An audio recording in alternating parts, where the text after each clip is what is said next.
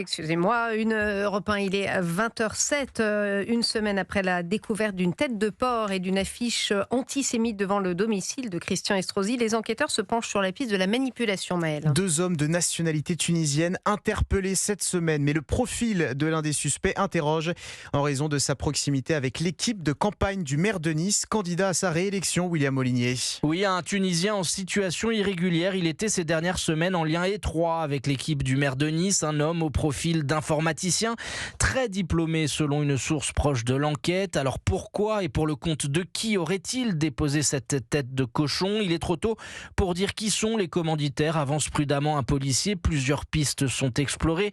L'équipe de campagne s'est-elle faite infiltrer par des individus malveillants ? La DGSI s'est penchée sur l'affaire, mais n'a pas décelé à ce stade d'ingérence étrangère. Reste une hypothèse, celle d'une manipulation, une prétendue fausse action antisémite pour renforcer l'image de Christian Estrosi comme le seul à même d'incarner la défense des Juifs.